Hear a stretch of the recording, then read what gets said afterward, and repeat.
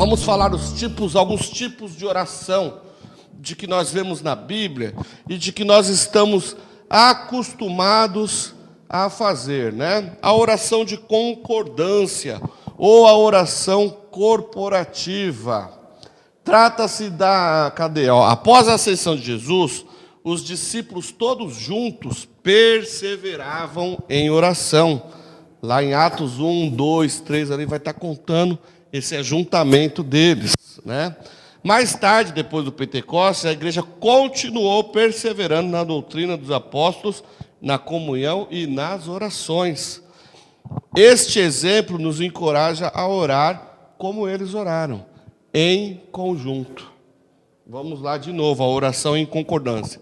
Quando um ora, não é uma oração pentecostal. Não é uma oração pentecostal. A oração pentecostal, depois nós vamos falar sobre a oração pentecostal, mas essa oração corporativa, geralmente, de concordância, os nossos irmãos tradicionais, né, os batistas, eu posso falar com propriedade dos batistas, que minha família inteirinha é batista, né? Os batistas oram assim, né? Uma pessoa ora, os demais prestam atenção e concordam com amém. Vocês lembram o que quer dizer o amém? Assim seja. Então, quando o irmão está orando, que nós dizemos amém, nós estamos concordando, que assim seja como aquele irmão orou, né? Se ele orou dentro da palavra de Deus. A oração de súplica, essa é a que nós mais temos feito, desde que o mundo é mundo. A oração de súplica, a oração de pedidos, né? Devemos apresentar os nossos pedidos a Deus, né? Filipenses 4,6 nos ensina: não andeis ansiosos com coisa alguma, em tudo, porém, sejam conhecidas diante de Deus as vossas petições pela oração e pela súplica. Olha só, tá vendo? Então, assim, é bíblico também colocarmos diante de Deus as nossas necessidades. Aliás, como nós estudamos já aqui, Deus, ele tem prazer, Deus se agrada quando nós abrimos a nossa boca e colocamos diante dele as nossas necessidades, mesmo que ele já saiba das nossas necessidades. Porque Deus, ele é presciente, não é isso? Ele já sabe quais as nossas ansiedades, ele sabe até o que nós já vamos pedir, ele sabe o que nós estamos pensando, mas o Senhor tem prazer, ele se agrada quando nós nos humilhamos e vamos até ele, né? E outra coisa que aprendemos aqui, as nossas orações agradam, adoram, glorificam o nome do Senhor. Então, assim, é importante nós entendermos que não é problema e nem vergonha colocarmos diante de Deus as nossas necessidades. Temos também aí a oração de ação de graças.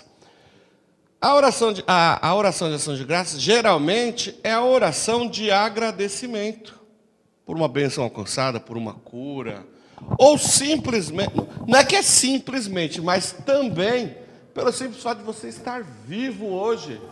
Vamos glorificar a Deus por isso, mas geralmente a oração de ação de graças é nesse sentido.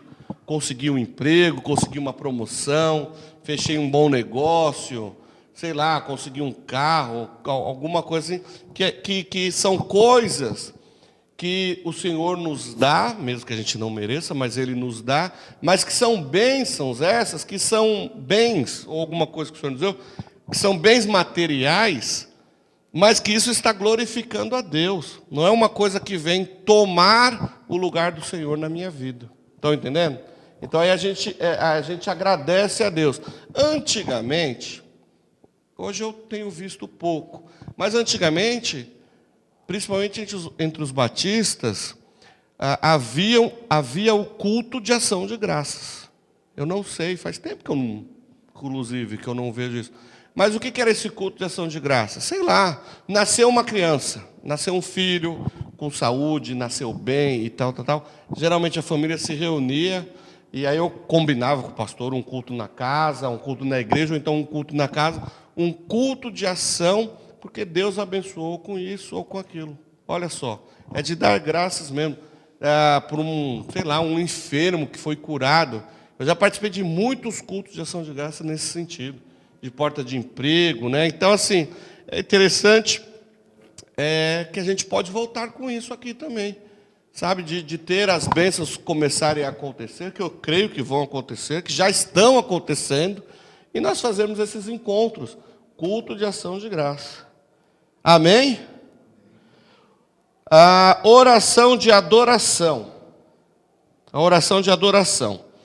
A oração de adoração é semelhante à oração de ação de graças. A diferença é que a adoração concentra-se em quem Deus é, enquanto a oração de ação de graças, ela se concentra no que eu consegui, assim, que eu consegui não, no que Deus me deu. Então, a adoração, a oração de adoração, a gente louva, a gente bendiz o nome do Senhor, né? A adoração ela é totalmente focada, direcionada ao Senhor, né? E a ação de graças é a minha gratidão por uma coisa que o Senhor me concedeu, seja ela em qual área for, área espiritual, área da saúde, área que for. Que mais aqui? A oração de consagração. Às vezes a oração é um momento de nos reservar para seguir a vontade de Deus. Jesus fez uma oração na noite antes da sua crucificação, adiantando-se um pouco, o texto diz de Mateus 26, adiantando-se um pouco, prostrou o seu rosto orando e dizendo, Deus meu, né? Se for possível, passe de mim este cálice. Todavia, seja feita como tu quiseres. Existe essa prática entre os crentes, entre nós, se não existir, deve existir, mas aquela oração daquele tempo de consagração, onde a gente para por um tempo, se a gente não está podendo com tempo, não está podendo fazer um jejum, por exemplo, mas a gente pode tirar um tempo de se consagrar, tirar um tempo por dia, 1 hora, 2 horas, assim, num canto a sós, ligar um som, né, ligar uma música, ou ter um tempo para estudar a Bíblia e orar, desfrutar da presença do Senhor, tentando se desconectar dos problemas. Às vezes não dá para a gente passar o dia inteiro nessa situação, mas a gente consegue se consagrar num determinado período de tempo, e aí a gente consegue. A oração de intercessão, nós falamos um pouco disso a semana passada, né? Que são orações que aí incluem pedidos de outras pessoas, como nós fazemos aqui. A gente ora por nós, não é isso? Senhor, me ajuda nisso, me ajuda naquilo, tal. Mas, Senhor, abençoa também o irmão, abençoa também aquela irmã, né? Abre portas de emprego para os irmãos, para o seu Francisco se converter. Então, o que mais? Para o negócio surgir, para uma promoção aparecer, para conseguir alguma... Mas sempre pelo outro, né? A intercessão é pelo outro. E é interessante, eu gosto da intercessão, porque nós vemos lá o texto de Romanos 8:26, que fala que nós temos também um intercessor muito importante junto ao Pai. Lembram-se disso? Que intercede por nós com gemidos inexprimíveis. O Espírito Santo é o que intercede por nós, né? Então, às vezes a gente ora, a gente clama, e às vezes eu já vi muito, eu mesmo já orei assim, às vezes a gente não sabe nem o que falar com Deus, né? Mas o Senhor sonda, o Espírito Santo sonda, conhece o nosso coração, e Ele faz esse meio de campo, né? Ele faz essa ponte, né? O Espírito Santo ele consegue transmitir de alguma forma as nossas súplicas, os nossos anseios, e o Senhor nos ouve, né?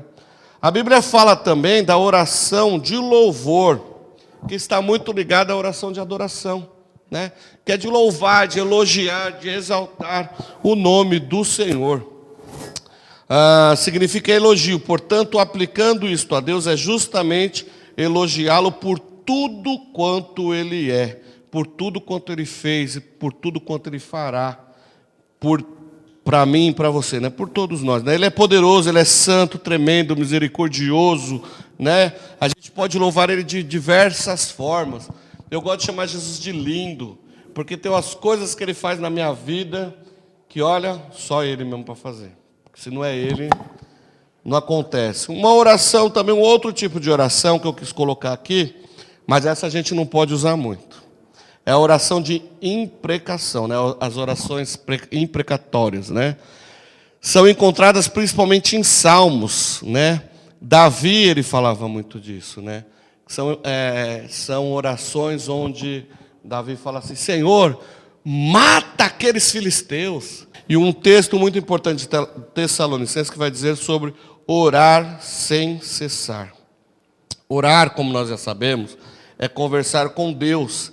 E isso deve ser feito sem cessar. Regozijar sempre e orar sem cessar. À medida que crescemos no nosso amor por Jesus Cristo, naturalmente desejaremos falar mais com Ele. Poxa, mas aí eu estou trabalhando, como é que é isso daí e tal? A gente não está, às vezes, no trânsito pensando em algumas coisas, pensando nos problemas? Geralmente, quando eu estou no trânsito, eu penso muito nos problemas, né? Então, assim, tenta trocar os seus pensamentos nos problemas e começar a orar, a pensar no Senhor nesses momentos. É isso, não é só estar aqui dentro da igreja, ou lá no quarto secreto, lá de joelhos dobrados, orando. É buscar essa prática, né? Do orar sem cessar. A palavra de Deus diz também lá em Tiago, né, sobre a oração por enfermos, a unção com óleo, né? O texto também diz que nós devemos orar e ungir os enfermos. Vale lembrar, é bom a gente lembrar disso daí, porque no Novo Testamento, a unção com óleo é para o enfermo. E houve uma prática, não sei se ainda existe essa prática hoje, mas havia uma onda de ungir tudo, né? Unge carteira, unge roupa, unge não sei o quê.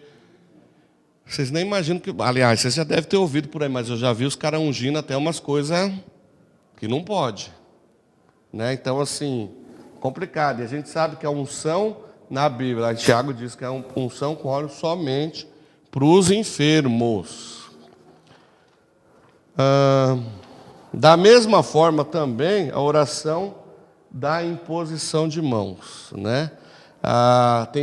Existem pastores por aí preocupados, tipo assim, eu não gosto que minha ovelha vá na igreja X, porque eu não quero que o outro pastor lá imponha as mãos sobre a minha ovelha. Ué, mas por quê? Porque se o pastor tiver em pecado, se o pastor tiver com alguma brecha, os pecados vão passar. Pô, gente, cai nessa não. Cai fora disso. Se vocês ouviram falar disso daí, cai fora. Não tem esse papo de transferência de maldição, não. Pode ficar em paz, tranquilo. Agora, obviamente, né? A gente também precisa ter sabedoria para saber quem está impondo as mãos sobre a nossa cabeça para a gente orar, né? Não é pouco também, você sabe que o cara é um picareta, você vai pedir para ele orar por você, não precisa nem impor as mãos, né? Exatamente, né? Então, assim, a imposição de mãos também era tratada com muito cuidado. Nós vamos ver lá no Novo Testamento a imposição de mãos. Quando os discípulos separaram os apóstolos, os diáconos, quando os discípulos separaram, por exemplo, Barnabé e Saulo, né, para envios missionários, fins missionários. E nós vamos ver também lá em Atos 8 e Atos 19, Paulo impondo as mãos sobre algumas pessoas para que elas fossem batizadas com o Espírito Santo, né? Então a gente vê que a imposição de mãos, ela tem a ideia de transferência de autoridade, né? De autoridade, mas nesses casos específicos.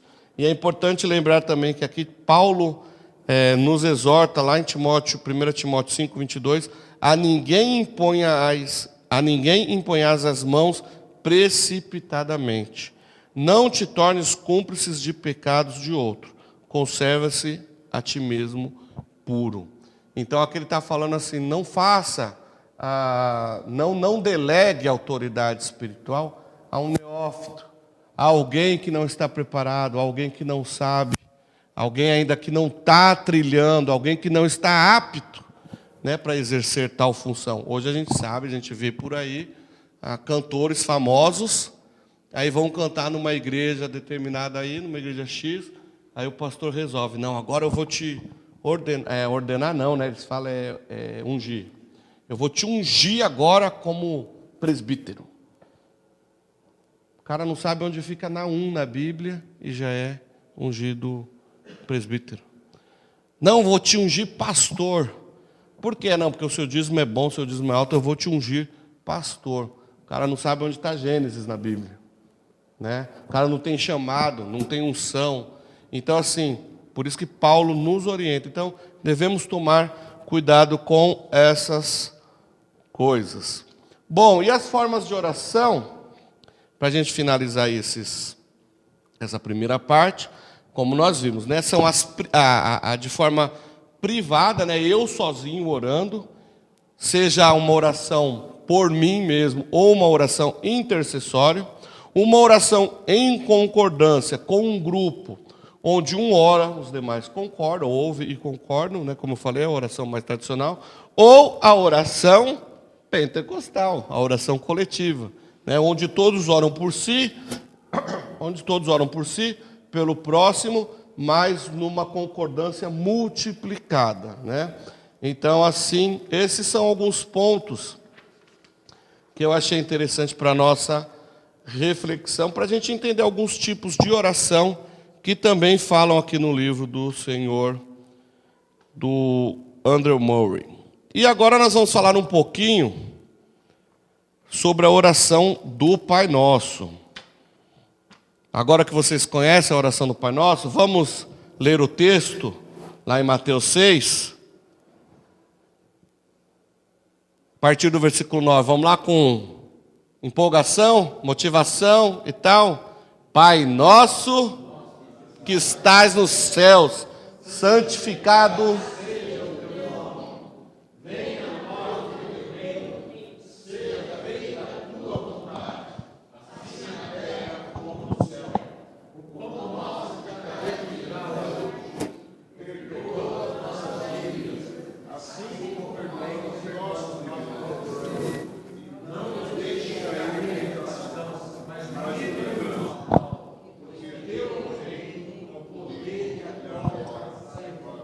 Amém. Agora sim estão parecendo crentes. Muito bom. Todo professor conhece o poder do exemplo. E aí, como nós já temos falado aqui, Jesus, ele ensinou pelo exemplo. Jesus, ele instigou a curiosidade dos seus discípulos pelo exemplo. Os discípulos chegam em Jesus, Jesus ensina-nos a orar. Por quê? Porque alguém virou para eles e falou, nossa, é bonito orar? Não, porque eles viam Jesus orando. Então, eles começam a entender, poxa vida, se ele fala com Deus, eu gostaria tanto também de poder falar com Deus. E Jesus, o Filho, ele vai fazer o que agora com a oração do Pai Nosso? Ele vai nos ensinar o quê? Que Deus é um Deus Pai, um Deus de relacionamento, é um Deus que não está distante como o povo pensava, né? Como no Antigo Testamento se pensa um Deus que atende o seu povo, um Deus que quer se relacionar com o povo, mas é um Deus distante, é um Deus que está lá no céu, que quando Ele quer, Ele vem e fala com Moisés, fala com os profetas, né? Mas é um Deus que Ele está lá. Agora Jesus está ensinando o quê? Olha, primeira coisa, no Velho Testamento, nenhum rei, nenhum profeta, nós não vamos encontrar nenhum relato de ninguém chamando Deus de Pai. Já começa por aí. Agora Jesus está querendo mostrar o quê? Que Deus está tão próximo da gente como o papai, como um pai. E Ele está pronto para nos relacionar, para que tenhamos com Ele um relacionamento de pai para filho, né? Então Ele vai nos dar esse modelo. Então vamos falar um pouquinho aqui, ó. Pai nosso que estás no céu. Essa oração é conhecida como Pai Nosso, não por causa das suas duas palavras. Deus não é alguém distante e assustador. Ele é nosso Pai carinhoso, que quer nos abençoar porque nos ama. Deus não é uma criatura da terra, Ele mora no céu, ó, Pai Nosso que estás no céu. Outra coisa, essa introdução indica a quem devemos orar e quem nos ajuda e que também nos ajuda a entender quem o nosso Deus é.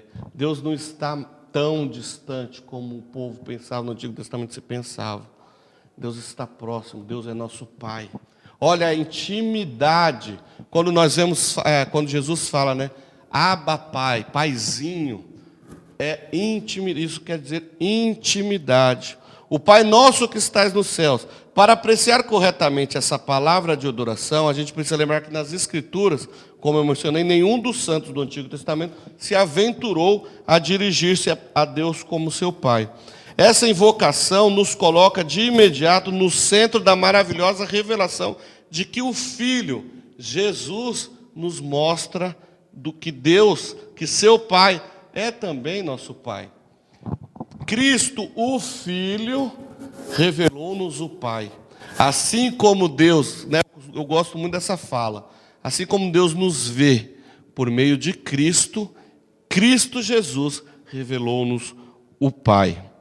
Glória a Deus. Isso esse mistério, né, compreende a redenção, Cristo nos livrando da maldição do pecado, né, mas nos tornando filhos de Deus, e também o mistério da regeneração. Olha só, o novo nascimento. Agora, eu que andava em trevas, agora eu ando na luz. Deus infinito, real, maravilhoso, aquele Deus que está lá no céu, também quer se relacionar comigo. E por causa de Jesus Cristo, o sacrifício de Jesus que eu entendi, hoje eu posso me relacionar com Deus como Pai.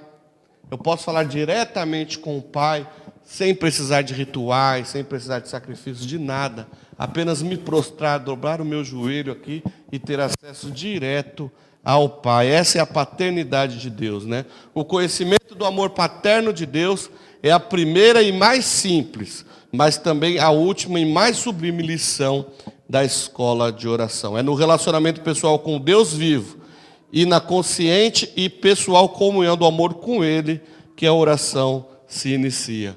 Pai nosso, Pai nosso, Pai nosso. Vamos falar com o Pai. Está com problema? Vamos falar com o papai. Está com medo, com ansiedade? Vamos falar com o papai. Quanto mais cedo aprendermos a esquecer de nós mesmos, desejando que Ele, o nosso Pai, seja glorificado, mais rica será a bênção que a oração trará para cada um de nós, né? Ninguém nunca perde aquilo que sacrifica para o Pai. Esse entendimento de que Deus é Pai e que Deus está no céu, acima de tudo, isso tende a influenciar a nossa oração. Porque nós sabemos que o Deus, dono de tudo, do ouro e da prata, da saúde, de tudo, Ele é o nosso Pai e Ele está cuidando de cada um de nós. Outra parte, santificado seja o teu nome. Que nome? Que nome? O nome de Deus, Pai. Deus é santo. Santo é a palavra-chave no Antigo Testamento. Deus sempre falou a Moisés, né? Eu sou um Deus zeloso, eu sou santo, portanto sejam santos, assim como eu sou santo. No Novo Testamento, a palavra central é Pai. A palavra-chave é Pai. Deus se torna Pai de cada um de nós. E aí nós vamos ver o tempo todo Jesus falando sobre a paternidade de Deus, a paternalidade de Deus. Os discípulos falando, Paulo falando, João lá nas 3 cartas no Apocalipse, chamando Deus de Pai. E nós de filhinhos. Olha que coisa interessante. Então, esta é a palavra do Novo Testamento, Pai. Nesse nome de amor, toda a santidade e glória de Deus estão agora para ser reveladas. E como esse nome é santificado? Por meio do próprio Deus. Ezequiel 36, 23 diz, né? Vindicarei a santidade do meu grande nome, que foi profanado entre as nações, o qual profanaste no meio delas. Nossa oração deve ser em que nós mesmos, em todos os filhos de Deus, diante do mundo, o próprio Deus revele a santidade, o poder divino e a glória escondida no nome do Pai. O Espírito do Pai é o Espírito Santo. Somente quando nos rendermos para sermos guiados por Ele é que o nome será santificado em nossas orações e em nossas vidas. Deus é santo e é importante reconhecer a sua santidade. Santificar o nome de Deus significa ter respeito por Deus. Devemos mostrar o respeito pela santidade de Deus e procurarmos viver uma vida santa. Por isso precisamos entender que quando nós oramos a Deus, oramos a um Deus santo. puro, verdadeiro, e devemos nos apresentar assim diante dele, com respeito. Por quê? Porque de qualquer forma, o impuro vai falar com quem é puro. Então a gente precisa entender isso. Nós sabemos que Deus, que o Pai, que é santo, santificado, né? Ele vai agora ouvir a súplica, ou a ação de graça, ou o louvor, ou a adoração de um ser pecador. Então a gente precisa nos colocar nessa condição e sabermos diante de quem nós estamos orando. Importante salientar que quantas vezes nós já falamos disso e quantas vezes nós não paramos para pensar nisso. Nós estamos falando com Deus. Será que a gente não parou ainda para pensar a dimensão disso? De que nós estamos falando com Deus, o Criador de tudo. Deus Pai de Jesus Cristo. Ele para ouvir miseráveis pecadores como a gente. Nós temos acesso ao Pai. Então a gente precisa entender e adentrarmos a Ele com respeito e com confiança, sabendo que Ele está nos ouvindo. Amém? Venha o teu reino. O pai é um rei e tem um reino. O filho e herdeiro de um rei não possui maior ambição do que a glória do reino de seu pai. Os filhos do pai estão aqui em território inimigo, onde o reino que está no céu ainda não se manifestou totalmente. Então é natural que o filho clame, que os filhos clamem: venha o teu reino. A vinda do reino é o grande evento do qual a revelação da glória do Pai, a bem-aventurança de seus filhos e a salvação do mundo depende. E a vinda do reino também espera por nossas orações. E em breve viveremos nesse reino, né, por toda a eternidade. Nossa grande esperança é que Jesus voltará e todo o mal será destruído. Neste dia teremos a vida eterna. Então devemos sempre lembrar dessa esperança e orarmos para que esse momento chegue logo. Outro ponto: seja feita a tua vontade, assim na terra como no céu. No céu, a vontade de Deus é feita. E o mestre ensina o filho a pedir que a vontade seja feita também na terra como no céu, no espírito de reverente submissão e com disposição para obedecer. Por isso que nós, quando aceitamos o Senhor como Salvador, quando entendemos a mensagem do Evangelho, quando o Evangelho muda a nossa vida, a gente precisa entender que a gente começa a viver agora, mesmo aqui em território estrangeiro, mas nós vivemos como cidadãos dos céus. Então nós agimos como cidadãos dos céus, como se já estivéssemos nos céus. Porque a partir de agora nós somos filhos de Deus. Nós não somos mais quem éramos lá atrás. Nós não andamos mais em pecado, nós não temos mais prazer no pecado. Então, peraí, eu quero já começar agora a viver fazendo a vontade de Deus. A vontade de Deus é a vontade que é feita lá no céu. Peraí, eu quero fazer também aqui na terra algo que seja da vontade de Deus, para que através das minhas ações, a vontade dele sendo feita e cumprida, o seu nome é exaltado. Por isso que quando nós oramos: Senhor, faça a sua vontade na minha vida. Por que você faz esse tipo de oração? Porque você quer adorar a Deus, mostrar a santidade de Deus na sua vida através de você. Então, à medida que a vontade dele é feita em nós, o reino dos céus nasce, brota, vem para o nosso coração. E aí o nosso desejo, os nossos desejos já não são mais os desejos aqui terrenos, mas sim o desejo de fazer a vontade do Senhor, que é cumprida e feita lá no céu. Deu para entender esse texto, esse pedaço? É interessante. Em qualquer lugar que a fé aceita o amor do Pai, a obediência aceita a vontade do Pai. Olha que coisa linda, né? Onde a fé minha no Senhor, né? A fé aceita que esse Deus é um Deus amoroso, vai rolar a partir de mim a obediência. E essa obediência aceita a vontade do Pai. Seja a vontade do Pai qualquer que seja a vontade do Pai, na verdade. Né? Qualquer que seja a resposta do Pai, a minha obediência, por amor a Ele, vai fazer eu aceitar e entender. Nossa oração não deve ser para que Deus faça a nossa vontade, mas que nós façamos a vontade dEle. Quando nós decidimos servir a Deus, a vontade dEle se torna a nossa vontade. Então, aí, a partir daí, nós começamos a aprender a orar, porque aí, entendendo um pouco de como é a vontade de Deus, a gente começa a orar da maneira certa, orar pelas coisas certas. Dá-nos hoje o nosso pão, né? Dá-nos hoje, o pão nosso de cada dia nos dá hoje, né? Que eu estou com outra versão aqui, o pão nosso de cada dia nos dá hoje. Quando o filho primeiramente se rende ao Pai por causa do seu nome, do seu reino, da sua vontade, ele tem plena liberdade para pedir o seu pão diário. Alex, você se preocupa com a Karine, não se preocupa? Então você não vai deixar ela passar fome. Eu ia falar do cachorrinho lá, mas deixa quieto. Como que é o nome do cachorrinho lá? A mocinha. Mas vamos falar da Sheila. Irmã Sheila, você se preocupa com a Sofia, não se preocupa? Você não vai deixar ela passar fome. Né? Você vai fazer aquela torta fantástica, maravilhosa e tal. Fazer um agrado para ela.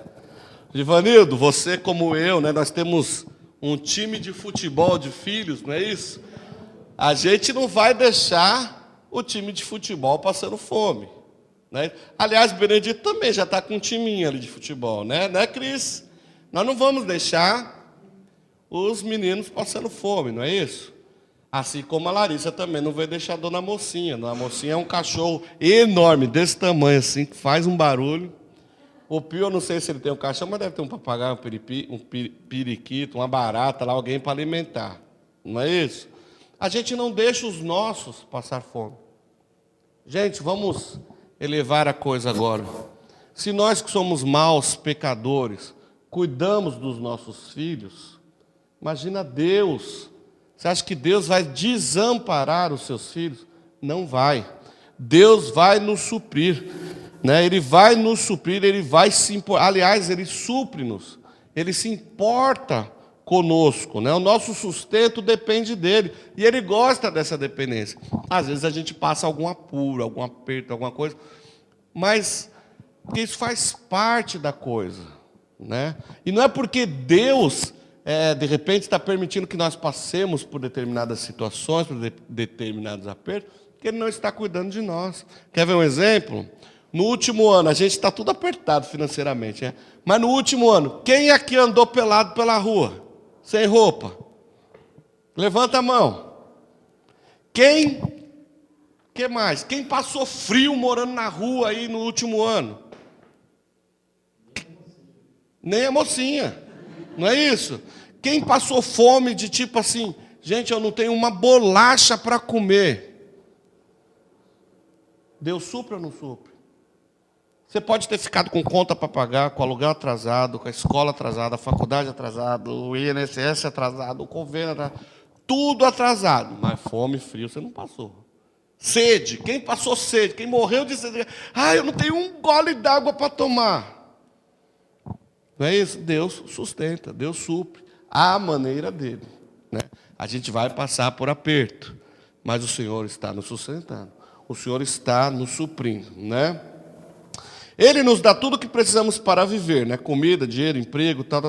Quando precisamos de ajuda, podemos pedir a Deus e confiar que Ele vai suprir as nossas necessidades, porque Ele nos ama. E outra situação aqui também que está me vindo à mente aqui agora.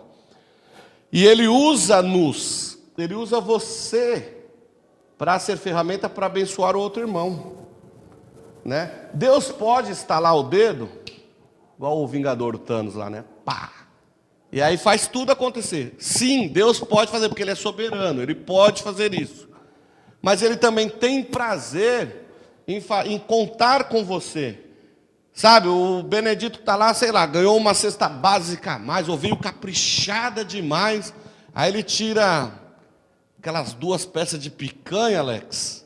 Fala assim, essa eu vou mandar ali para o pastor, vou abençoar o pastor. Olha aí, olha Deus usando o Benedito para me abençoar. Não é isso? Pastor ganha, sei lá, alguma coisa também que veio a mais lá na cesta básica. Pô, vou mandar lá para o Sebastião. E assim vai, gente. É assim que também as coisas andam.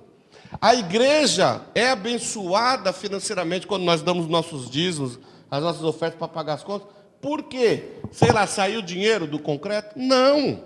O dinheiro sai de onde? Do nosso bolso. Então a bênção na igreja passa por nós. Então assim, quando a igreja é abençoada, nós somos abençoados. E quando somos abençoados, todos nós, toda a igreja, toda a comunidade é abençoada, porque o Senhor é quem supre, é o Senhor quem nos sustenta. Perdoa as nossas dívidas, assim como nós perdoamos os nossos devedores. Isso é interessante vermos aqui o que o autor do livro diz, porque é o seguinte, ele diz assim: da mesma forma que o pão é a primeira necessidade do corpo, assim o perdão é para a alma, e a provisão é certa para ambos. Somos filhos de Deus, mas no momento ainda somos pecadores. Nosso direito de acesso à presença do Pai se deve ao precioso sangue e ao perdão obtido por Ele a nosso favor. Então, estejamos atentos para que a oração por perdão não se torne apenas uma formalidade, mas algo que assim, sabe, o que é realmente confessado é perdoado.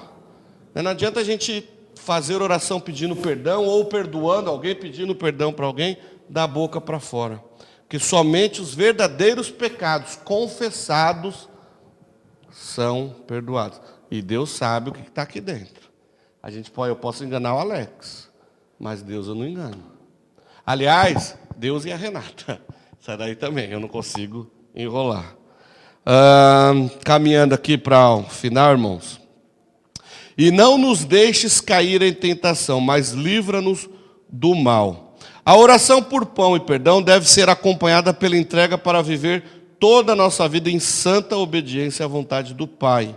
E na oração com confiança de que em tudo seremos guardados do poder do maligno pelo poder do Espírito Santo que habita em nós. Não nos deixes cair em tentação. Irmãos, se o Senhor nos supriu, se nós entendemos a santidade dEle, entendemos que através de Jesus Cristo nós somos adotados como filhos. Então vamos lá, como filhos entendemos a santidade do Pai. Como filhos entendemos que Ele perdoa os nossos pecados. Como filhos entendemos que Ele supre as nossas necessidades, nos dá o pão nosso de cada dia, a provisão básica de cada dia. Como filhos aprendemos a orar segundo a vontade dEle. Então, como consequência disso, é óbvio que Ele também vai nos privar, vai nos proteger de cairmos nas ciladas do maligno. Mas para que isso aconteça, para que o Senhor nos guarde de cairmos nas ciladas satânicas, nas ciladas do inimigo, nós precisamos estar atentos ao Senhor, atento à vontade do Senhor, estarmos em conexão com o Senhor, o nosso relacionamento ligado e aberto, esperto, estarmos atentos com o Senhor, para que não haja nenhuma brecha e o inimigo possa, através dessa brecha, nos derrubar. Vai depender muito também das nossas atitudes, de estarmos ligados diretamente com o Senhor, atentos no nosso relacionamento com Ele, para que não venhamos a cair em tentação. Amém? O maligno não poderá vencer quem confia em estar com o Senhor. A última linha da oração, que é chamada de doxologia, a glorificação ao nome do Senhor. Esse texto, essa última linha do texto, ela não está na maioria dos manuscritos antigos, e por isso há uma discussão eterna sobre se esse texto estava no original ou não. Mas é uma doxologia que os cristãos adotaram. Na Bíblia Católica, por exemplo, não vai ter. Algumas até que começaram a ter agora, mas a Bíblia de Jerusalém, até consultei, não tem. Eles têm um comentário lá de que essa parte não está escrita nos manuscritos mais antigos. Mas é uma finalização de uma oração que começa santificando o nosso Pai. Olha lá. Pai nosso, que estás aonde? Nos céus. Santo tu és santificado. santificado o Senhor seja. A gente começa a oração assim. Nada melhor do que terminarmos a oração dando honras, dando glórias, dando louvores a esse Deus que nos supre em tudo. Tudo pertence a Deus. Então, quando oramos, podemos deixar tudo nas mãos de Deus, confiando que Ele vai agir para o nosso bem. Não precisamos ter medo nem ficar ansiosos. Deus tem todo o poder e só Ele merece o louvor. Tal oração de fato será a comunhão e o intercâmbio de amor, sempre nos trazendo de volta em confiança e adoração. Ah, Deus, Tu és maravilhoso. Bom, confiando no Senhor, sabemos que não é somente o início, mas também o fim. Aquele que é santificado tem, sim, o reino, o poder e a glória para sempre. Amém. Esse amém é que assim seja. Que Deus seja santificado em todo o tempo nas nossas ações, na nossa vida, né? Porque nós sabemos que confiando nesse grande Deus, no nosso Pai, que através de Jesus Cristo hoje, nós podemos o chamar de Pai. Nós temos esse relacionamento íntimo com Ele. Nós temos acesso a Ele, podemos nos abrir, colocarmos nas mãos dele os nossos mais íntimos segredos. Porque Ele está cuidando de nós. Ele está cuidando de tudo. Amém? Apenas confiemos no Senhor. Confiemos mais. As lutas virão, continuarão, mas vamos confiar. Vamos confiar. Vamos perseverar.